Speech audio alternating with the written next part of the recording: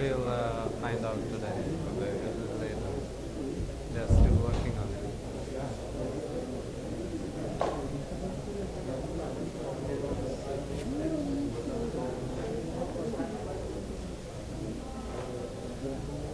Did you sleep well last night?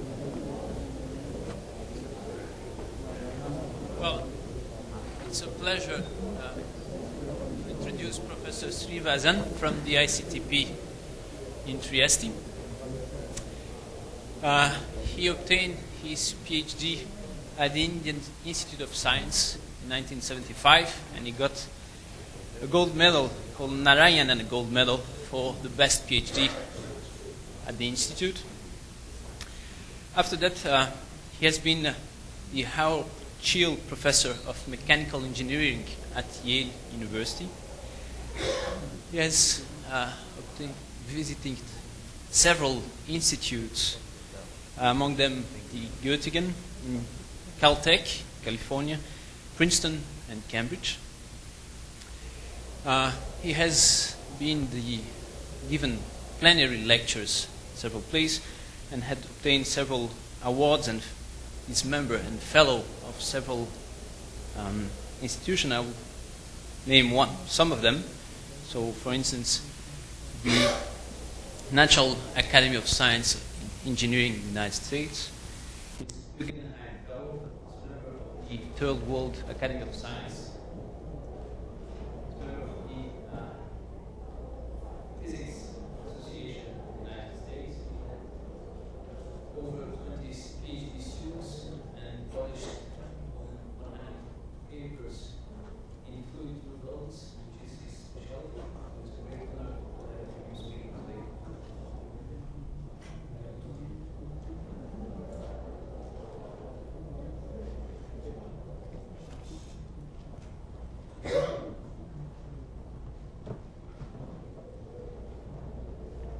I'll get right down to what I want to say. In turbulence, there are processes like this. For instance, if you sit at about 6 meters above the ground, let's say, as in this case, and you put a probe that measures the velocity of the wind, the velocity fluctuates like that with a function of time. Now it has a mean value here, and the fluctuation that I have put here is normalized by the mean. So it's fluctuating a little bit around the mean. And for processes like this, if I tell you what the mean value is, I have already given you a lot of information about the process. And furthermore, the variance of the fluctuations around this tells you a lot more about the process. In particular, if this is a Gaussian process, you know that if I give you the mean and the variance, statistically everything else is Gaussian. Now, in reality, this is slightly non-Gaussian, but the bar has from Gaussian is so small that if you give an extra order of moments, maybe 3 or 4 and so on, it tells you pretty much everything you need to know about these fluctuations. On the other hand, there are processes like this, also in hydrodynamic turbulence. And I do not necessarily dwell on what this precise quantity is for now, but it's the rate at which the energy, the turbulent energy is dissipated into heat. So that's not a very important thing.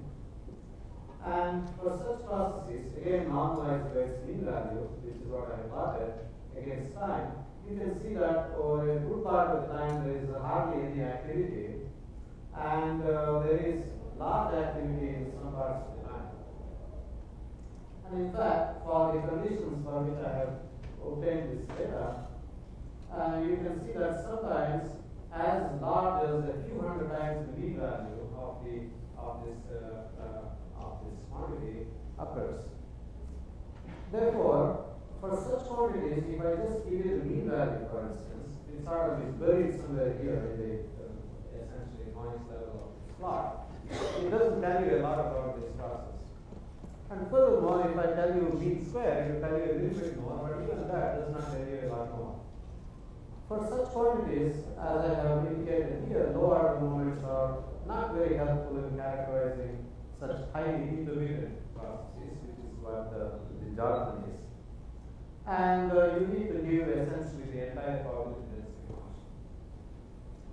Unfortunately, this probability density function that you can measure for such things, which is very easy to say, is a function of a number of other parameters in the problem. There is not one fixed quantity. And in particular, it depends on the jargon, what is known as the Reynolds number, which you don't have to know about, but it is just a non-dimensional parameter that characterizes the state of the flow.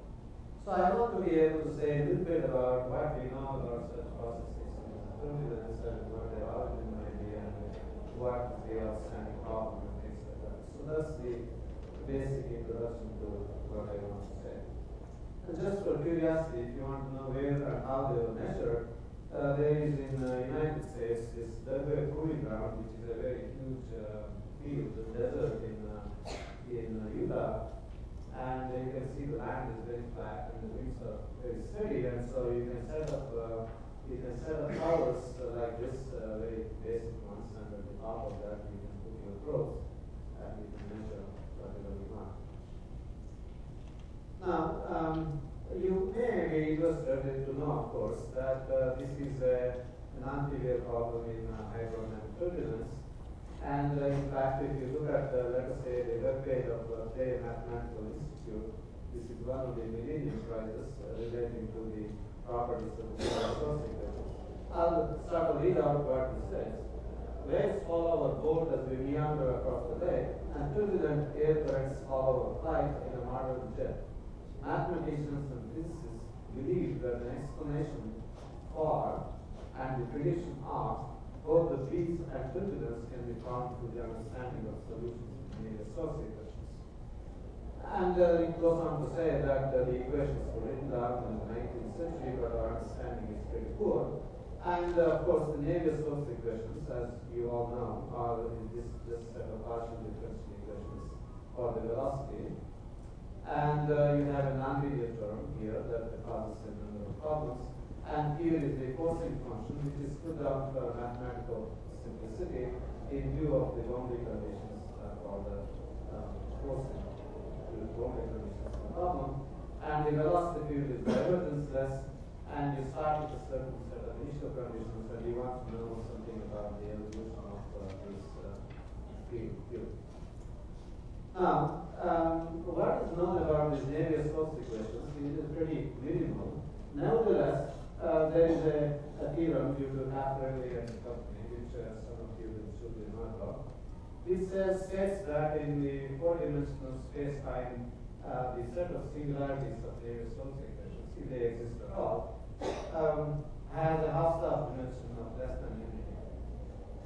So in four-dimensional space, it's the set of singularities may occupy a dimension of less than 1. That means if you take a typical practical flow, as I have done for instance here, it's extremely unlikely that you will pick out any singularities if they exist at all in hydrodynamic turbulence, in various source equations. Therefore, it is not very likely that these singular-like behavior, these things that are spiky at some points in time or some points in space, really belong to the various source equations. So it's conceivable that they really are, I will in fact try to argue a little bit later on, that they belong to the Euler equations, where you put this viscosity term equal to 0, and the nonlinearity tries to drive some parts of the flow into singular-like behavior, until, of course, this viscosity somehow just smooths them out. But this we will discuss later on. So we know, of course, something a little bit more about the Euler equations, but actually not even clear we know they hold up. It depends on whom you talk to and at what point in time. But basically, this is a very interesting theorem, which of course has been well known, and there are again modifications of this or extensions of this. But basically, it says that if you have a finite time singularity at any time t for the Euler equations, you would see that in the vorticity, which is just the curve of this velocity, through this integral going to infinity. So it may in fact be interesting to see how this omega, the vorticity, actually behaves in a turbulent flow.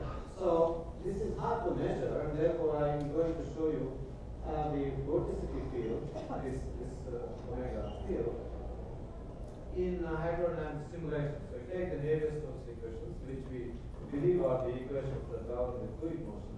So unlike in many parts of fundamental physics where the equations are not well known, here the equations are known. So your effort in trying to get the solutions from the computer as accurately as possible is very well deserved in some sense. And so I'm going to show you the results of the simulation of this Navier-Stokes equations on a big computer, the biggest one being the Earth simulator now in Japan. So these are simulations done by a Japanese group. So what I have here is this is a box, some units long and some units long in this direction, and some units thick in this direction. And in the box, subject to periodic boundary conditions, the hydrodynamic equations are solved. And the vorticity field that results is plotted here with one caveat that we are looking at large amplitudes of vorticity, so only amplitudes greater than about 4 standard deviations are plotted here. So whenever it is green here, that means there is vorticity there which has magnitudes greater than 4 standard deviations. So you sort of see it, look at this, and then you decide it's like a little forest, so I have here a lump of vorticity and nothing here.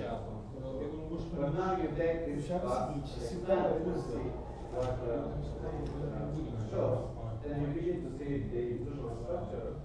And there are these filaments, you can begin to see where vorticity, high amplitude vorticity is concentrated. And you can keep going, for instance, like this at the next level. And now you can see that it's better. So it is not exactly self-similar, that is to say, if you go up the small part of the big domain, it's not like it's exactly the same, but there is some kind of structure to this, which is somewhat scale dependent. Again, now you can see, I think, pretty clearly that the vorticity occurs in the form of these tubes, and wherever it is large, it's essentially tube-like.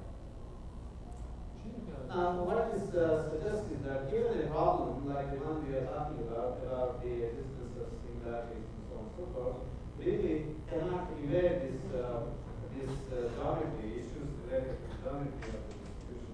So here, analysis of geometry are very strongly coupled to each other, and in fact, if you want to make some progress, it seems to be one has to somehow incorporate this kind of geometry into the analysis. But that's not what I'm going to do because I don't know how to do this. But now I'm going to go back to this kind of thing, which could very well be that vorticity or vorticity squared here, absolute value of vorticity or squared. And what is traditionally done is that because such a thing becomes spikier and spikier as you go up in Reynolds as you approach the limit of viscosity going to zero, essentially the limit of infinite Reynolds number or zero viscosity, it is expected that wherever it is non-zero, it will be essentially singular light. So there are no point in space where it is not a singular light. And so it is not a very good quantity to look at. Something that is very spiky at some isolated sets of points. And so generally, traditionally, what is done is look at slightly average quantity. So you take this quantity here that I have plotted. So you locally average that around the ball of radius r. I have just shown what we can do in one dimension here. So basically, it is in say such plots, for instance. In such plots, you are thinking about let us say locally averaging and asking questions about the properties of field variables in that average sense. as long as the averaging is small, it will still tell you anything about the social behavior. And the interest could be, for instance, if you take a very large volume and average it, and shift the average volume, how single line behavior evolves out of this would be the art of interest. So I'm looking generally at this point of epsilon r. R epsilon r is the total matrix, that epsilon r would just be the average value. Those are the kinds of shapes and looking at. And let me say what is known traditionally before we go further. So traditionally, this is epsilon r now average over some small r. So again, I have to issue fluctuations. Instead of dealing with that, you photograph was the originator of this idea. We take logarithm of this quantity, which looks like this. Now, this is now beginning to look sort of like a Gaussian process. For instance, if you have a certain mean value, and the fluctuations around the mean are not that huge as here. And you might begin to think whether the logarithm of such quantities would have normal-like distributions. And in fact, that used to be the paradigm for thinking about such processes. But it turns out that if you measure the Hawking density of such quantities, it's sort of looking like a Gaussian. But in reality, there are deviations on the tails. And if you look at it in a probability plot, for instance, a Gaussian process would plot along here, where we can see that there are strong deviations towards the tails of the distribution. So, and furthermore, if you look at moments of this quantity, epsilon r, say some qth moment, and if you say it scales like this, I will tell you a little bit about why I should expect a power law like this. Log normal would have suggested that this should go on a straight line like this, whereas the measurements seem to show that they actually bend and sort of probably saturate for a high order q. So nobody seriously takes log normality as the paradigm, right paradigm today. So I want to say a little bit more about what else is the possibility. Now I want to say a little bit about why I expect a power loss like this. That is to say, if I take epsilon r, you see what I have here is I have this quantity epsilon r, and different powers of, if I raise it to some power, some huge power for different powers, and I look at how those things scale as a function of the averaging distance, it will tell me, depending on the power to which I am raising this quantity, different aspects of this process will unfold. For instance, in this power law here, if q is very large, for instance, you can imagine that the only things that contribute to that very large power averages will be these huge spikes. Everything else will sort of fizzle down to zero when you raise it to very large power. Or on the other hand, if you raise it to some large negative power, for instance, then all these big peaks will sort of die down, and only the ones that are very small quantities will actually contribute to these moments. So this q therefore is a control parameter in your understanding of different spikes or different levels of spikiness in the signal, for instance. Now let me just say why I expect a power loss like this first, before I dwell on the power loss and those exponents and so on. And the idea is, this is somewhat slightly technical, but not really. So the best way to think about it is through this notion of so-called multipliers in this process. This idea is very general, but I can explain this in this particular context reasonably well.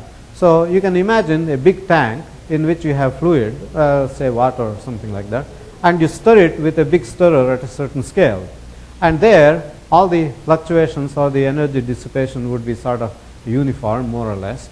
But now you can imagine that you split this tank, the area of this tank, into say 8 or 2 or 8, let us say, because we are looking at three-dimensional things.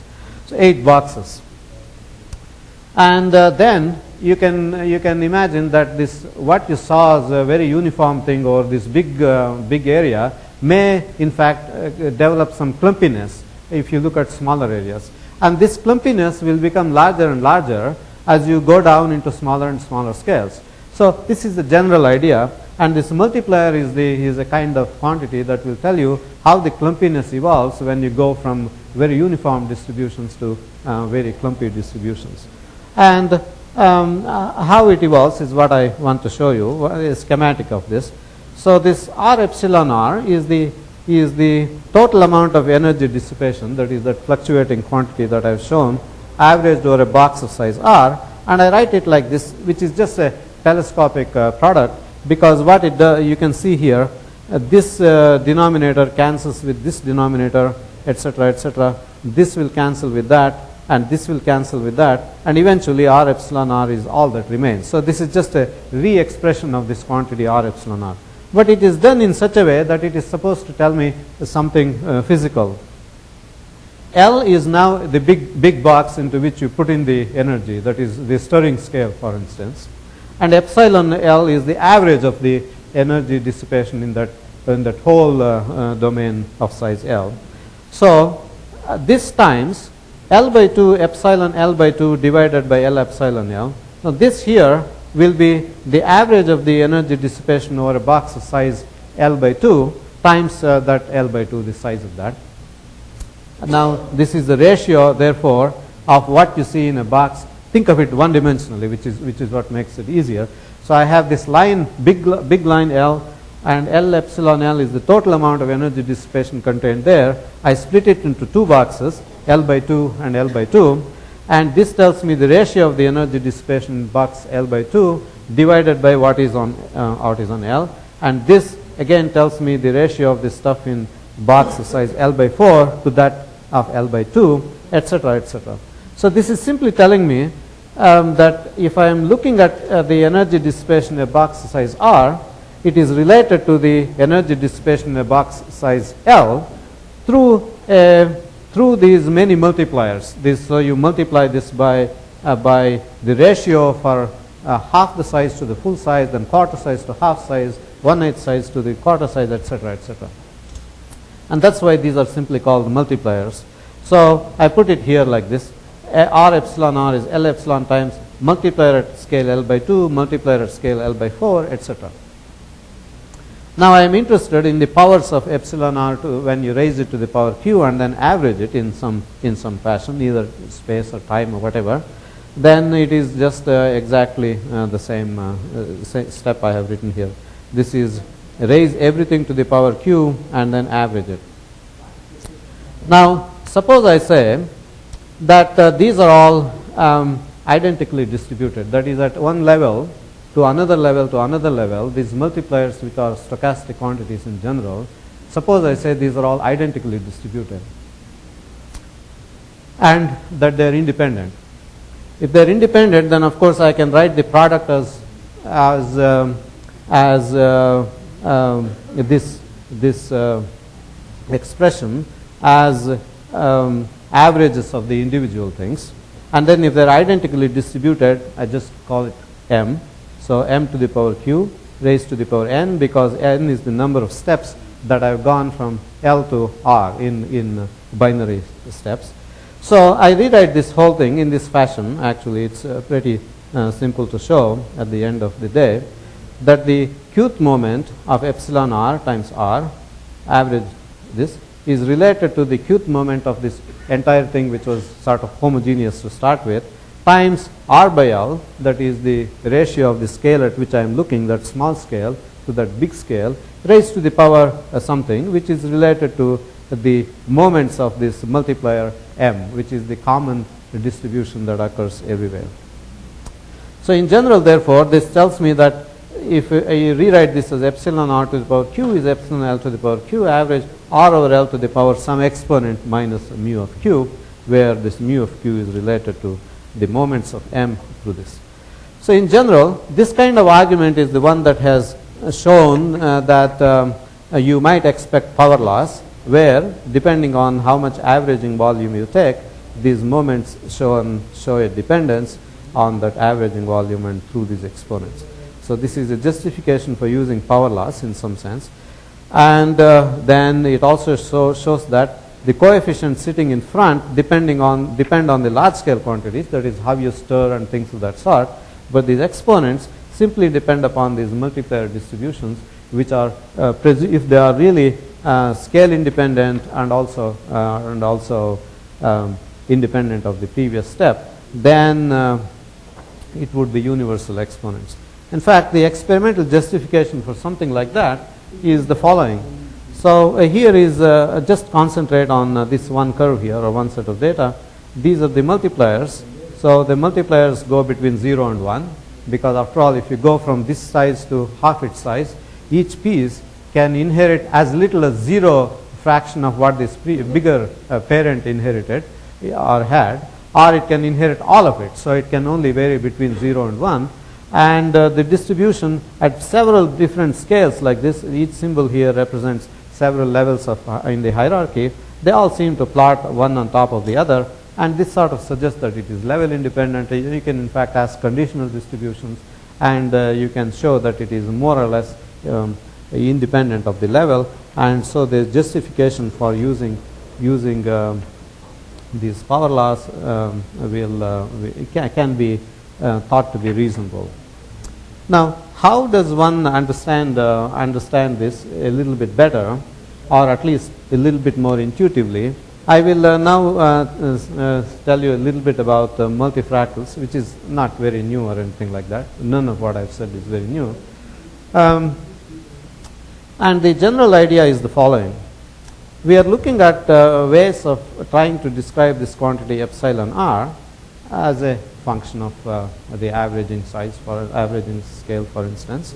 And I want to write it like this: epsilon r going like r to the power alpha x minus 1. Alpha is a quantity which is defined through this relation. X is the spatial position along this coordinate. You can of course think of it in 3 dimensions if you want. Now, what is the idea of writing like this? Now imagine that you are looking at this signal, which has very huge spikes in some places, small spikes in another places, sometimes more or less uniform in some other places, and sometimes differentiable and smooth and so on. So I want to describe that, and you can see what this does. If alpha is less than 1, epsilon r always blows up whenever r goes to 0. So all alpha less than 1 will tell me something about the singular behavior of this quantity epsilon r. But of course, r never goes to 0 because it is truncated by the viscous scale. So these are never really singularities in the technical sense, but they are smooth singularities. So this is what I have said here. All alpha x less than 1 indicate singularities in the sense that epsilon r tends to infinity as r tends to 0, but the viscous cutoff prevents singularities from occurring. In general, smaller the value of alpha x, stronger the singularities. That is to say, it goes to 0 faster, faster not in time, but in some sense.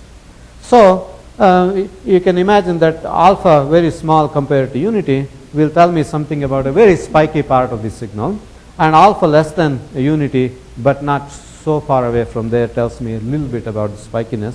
So I have sort of left this rounding off due to viscosity unsaid, but it is there. And if alpha is exactly unity, epsilon r would be independent of r, so it would be thinking about things like that, where epsilon r is uniform and smooth. And all alpha greater than 1, this is now non-singular smooth part of the signal. So the idea now is to collect all these the set of all values of alpha for within a certain range, for instance, or technically let's say iso alpha sets, and ask what is the dimension of that set. So now I have many sets here, each corresponding to a particular value of alpha, all superimposed on each other in some sense in this interval, and I ask myself what is the dimension of an iso alpha set. So what that means is, if I count the number of boxes along here, for instance, which have a certain fixed value of alpha or alpha within a certain range, then the number will go like r to the power minus f, where f is the dimension of that set. So basically what I am doing is expressed here, and what I have said for energy dissipation you can do for any other quantity which has this spiky behavior. This is essentially the so-called the multifractal method of describing such things. As I have said here, a multifractal measure, which is this quantity which has this spiky measure, is just technical term, is just this quantity here, can be represented as the union of a continuous infinity of pieces, each of which is characterized by a single value of alpha. Each of these pieces is supported on a fractal set having a fractal dimension f of alpha. So that's the general idea. So anytime I have such a very spiky looking signal, which you have seen a few times already, then I'm going to decompose this within some quotation marks into many iso alpha sets, and I'm going to look at the dimension of these many sets. And this I have written down the references of people who made major contributions to this. This particular way of interpretation is due to Halsey and company. And in fact, you might ask what is the relation between these alphas, which are local quantities, to these indices in the moments that I have just described before. For instance, this here, these moments, which are just the average quantities, this follows through some Legendre transform, which I will not show. And those exponents are related to this f and q, the order of the moment, through this kind of Legendre transform relation, which is due to Parisi and Frisch. So this is just a convenient and an intuitive way of understanding these spiky features of this signal. Now you can measure this f of alpha. So this is the dimension of the set of these singularities. You can do that. It requires some work and some way of processing the signal and so on. And it has been done. And I have plotted here this f of alpha. So this is alpha here, and this is f. It's a curve that sort of is going up and down. And now these small values of alpha, remember, relate to the strongest singularities in singularities within quotation marks in the signal. And you might say it's not exactly clear what that smallest value is, but it is likely to be going down to something close to 0. So epsilon r would go like r to the power minus 1, for instance. And and the part for alpha greater than 1, that is to the right of this line here, you basically have the part describing the non-singular or the smooth part of these fluctuations. And it has many interesting properties, but one of the special points in this is the point here where f is equal to alpha, and this is the dimension of the set on which it's really the dimension of the set that supports the mean value of the signal, for instance. And there are other issues related to this. So let me take a couple of minutes to describe what kinds of things one can learn from such spectrum. One of the interesting questions or important questions to ask in turbulence is the following. Suppose I have such a signal like this, energy dissipation I have called it here. What is the relative importance of these huge spikes compared to, let us say, these piddly little things that occur very often? In fact, you might ask, does most of the energy dissipation come from intense but rare events, or from weak but pervasive background, or something in between? Now, of course, depending on the answer to this question, your procedure or your scheme for understanding turbulence might evolve in two different routes. If in fact it is all coming from very intense but rare events, then you would rather focus on some small number of events, and you might think about it in count things rather than do averages. On the other hand, if you have this whole thing coming from weak but pervasive background, you rather forget about these singular events and just concentrate on things that are happening around the mean value. Of course, it becomes more complicated if it is in between. Now, so I call this, let us say, a forest, for instance. So I want to ask whether these things come from huge spikes or grass that is around here. Now, how to go about this is not completely clear, but this curve I have of f of alpha tells me how to do this, because this f of alpha being equal to alpha is this special point that I called here, where alpha is some quantity 0.87, let's say, is exactly what it is for f as well. So for this curve it turns out to be 0.87, that special point alpha equal to f, and that's the that is the characteristic corresponding to the region which contributes most to the mean value of the energy dissipation. Now I can decompose this signal into different values of alpha that I have just described a little while ago. For instance, if I looked at only the part corresponding to alpha between 0.5 and 0.6, this is how that signal would look. It's very easy to do that, because you see, I can define alpha through this relation, which I wrote down before, this relation here. So I take logarithm of epsilon r and divide it by logarithm of r, I get alpha minus 1. So this is technically it's very easy to do. So I retain only those parts which correspond to alpha between 0.5 and 0.6, and I reconstruct the signal, and this is how it looks. So it may be very well that be that these spikes are appropriate points of focus when I am looking at moments of a certain order that correspond to this range of alpha.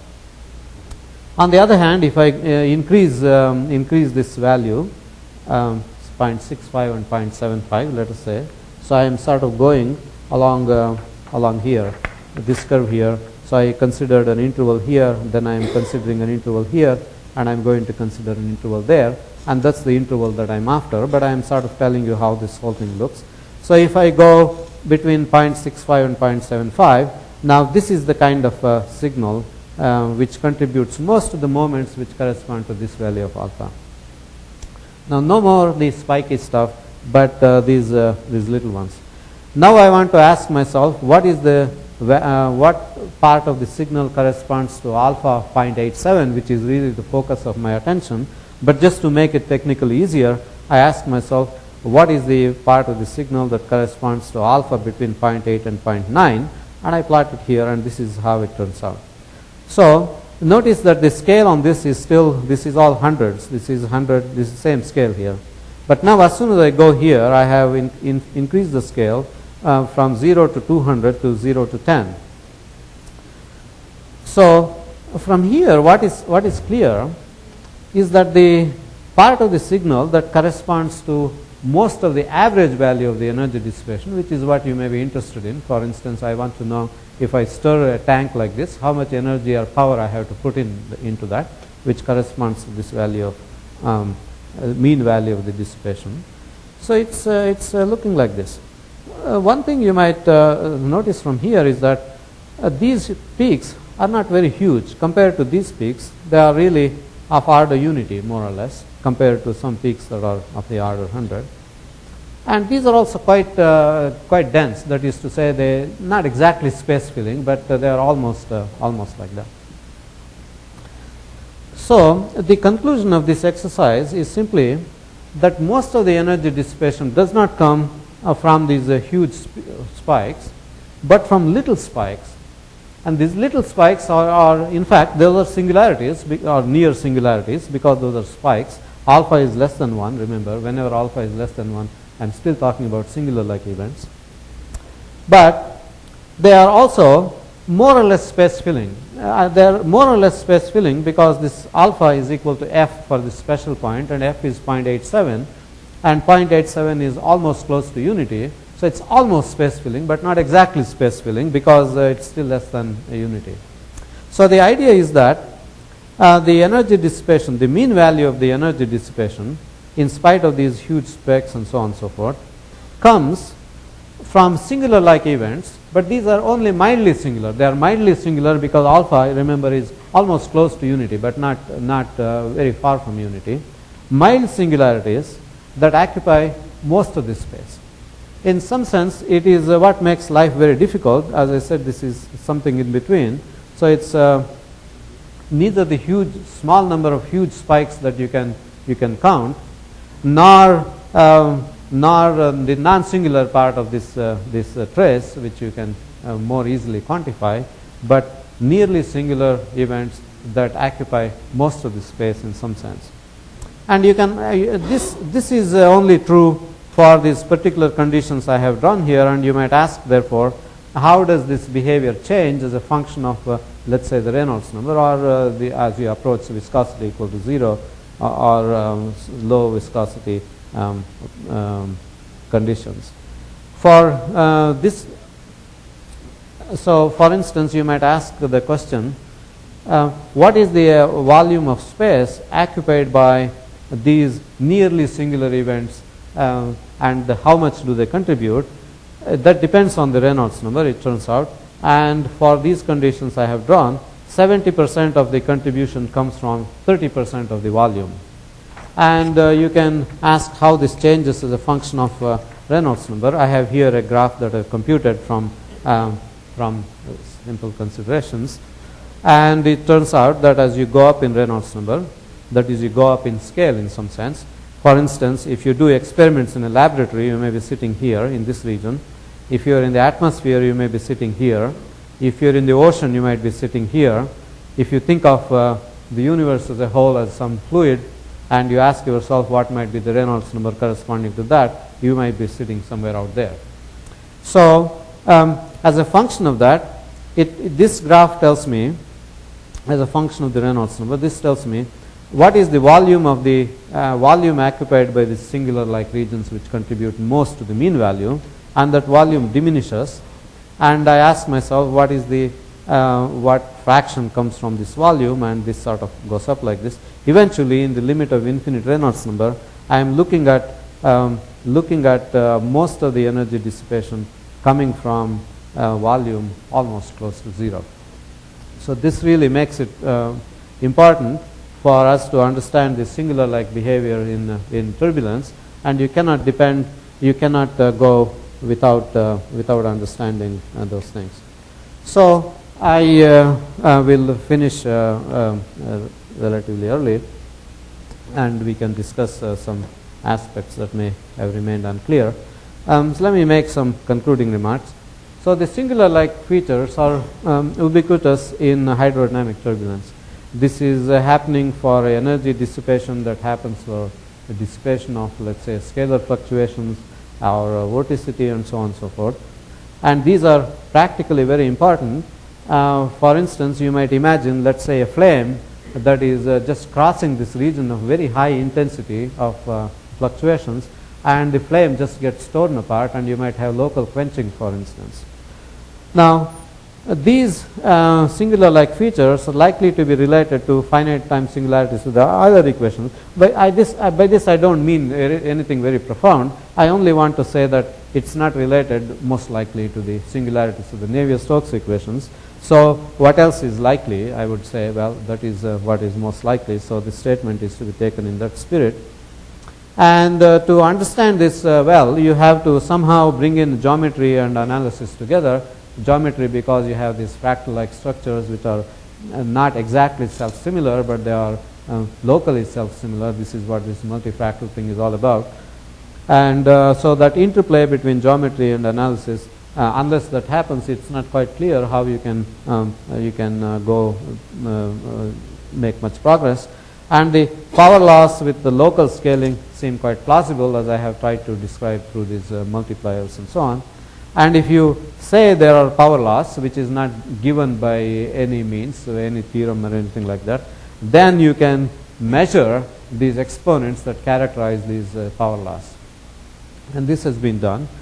In experiments, you can draw a straight line and a log-log plot, or do something more sophisticated, but that is never a guarantee that there is a power law. So this has all to be taken as more or less empirical. And for these exponents, the multifractals are a convenient way to describe this singular like features.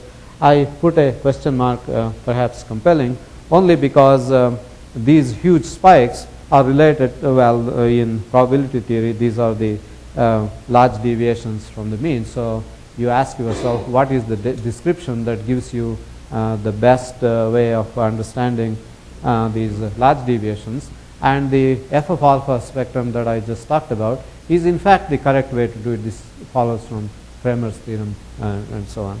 So that's why I put in perhaps compelling. So from this multifractal distribution, I have just shown you one example of how to use that information in order to ask questions as to what's the volume occupied by these singular regions and how much to the mean value does it contribute. And I can ask this question as a function of Reynolds number which characterizes different flows, and I can have some answers to such questions. There are many other things one can do with it, but I will spare you from all that. This is the basic message I wanted to transfer. Thank you.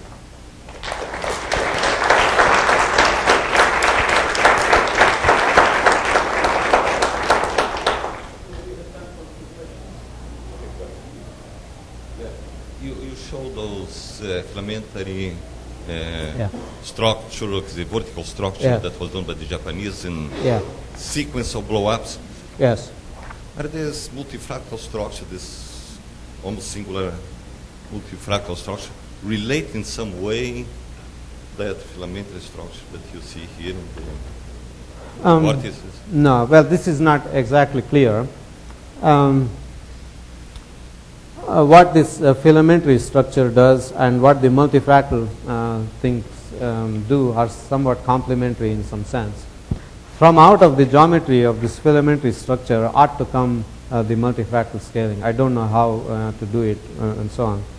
Now, the multifractal scaling is really a little much less ambitious than trying to describe all this. It only asks if I do the averaging here over a certain radius or certain ball of size r, and how is that compared to what might be happening here and what it might be here and so on and so forth. So I give for this picture a plot of alpha as a function of the coordinate axis, for instance. Now that somehow still is not enough to describe this filamentary structure. I mean, the filamentary structure probably should be able to tell you what these alphas are, but you may not be able to go back. So the reason I have emphasized this f of alpha is only because of this emphasis in condensed matter physics on scaling exponents. The goal is somehow limited. You ask yourself the question, you sort of give up from the very beginning your ability to explain everything, but only ask how do the scaling exponents change as you vary a certain parameter. The notion is that the exponents may be universal, therefore it may be worth spending your time on. Otherwise, it is really very difficult to see how you can justify spending all your effort. So the basic idea is that if you are asking for the qth moment, I have these exponents which are the ones that I am working on, and these are supposed to be universal, as I have tried to illustrate through this argument, but the coefficients sitting in front, which I am sure are related to these vertical structures and so on, you give up from the very beginning the ability to answer that in this procedure. So technically then it's a very limited approach, nevertheless a very important one presumably, and I don't know how to relate the two of them very clearly. I think that would be a major step in the problem.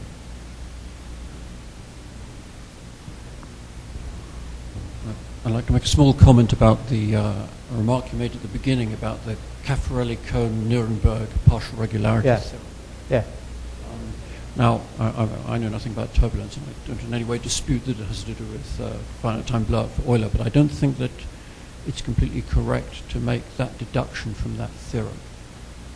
Now, that theorem, the informal statement of it is that if you have a weak solution to the Navier-Stokes equations satisfying a certain energy inequality, then the space-time singularities are of most one-dimensional. Yes. That's an informal statement, and it does not say that if you take a point xt which is not in this set, then the solution is smooth in a neighborhood of that point.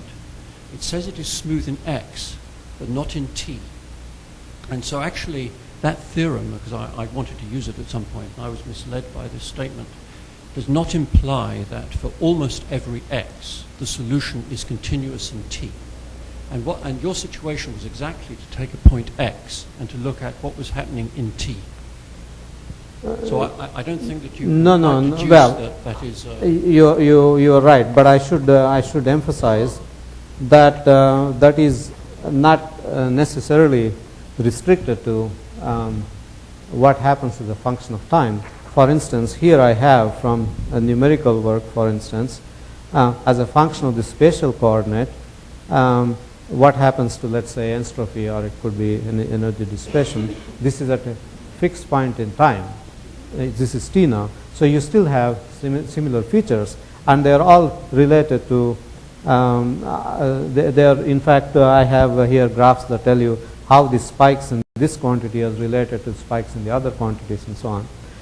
But on one point I will concede, and that is that I made an informal statement of the theorem, and when you translate it to something like this, I have to have some idea of what it means. And the informality in some sense, even when I made the statement that it may be related to the singularities of the Euler equations, I was pretty informal because it's not at all clear when I'm studying the thing. I'm already not setting up singularities. You see, I mean, I'm not at all assuring that I am not creating singularities by the way I force things, and therefore what I see therefore may be related to how I force things rather than to the dynamical properties of the equations. So I have a number of problems in this. It's clear that I appreciate some of them and don't appreciate all of them. So I have an idea of how to do the right experiment. It's just not been done. So I concede the point that the connection I'm trying to make is somewhat informal. But if I see such spiky things, I have to infer that they are related to singularities of either the Navier-Stokes or the Euler equations, and I still think that they are unlikely to be related to the Navier-Stokes.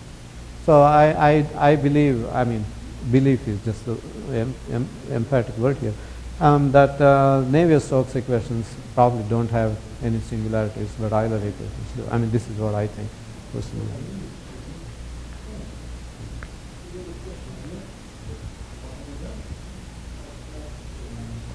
Okay.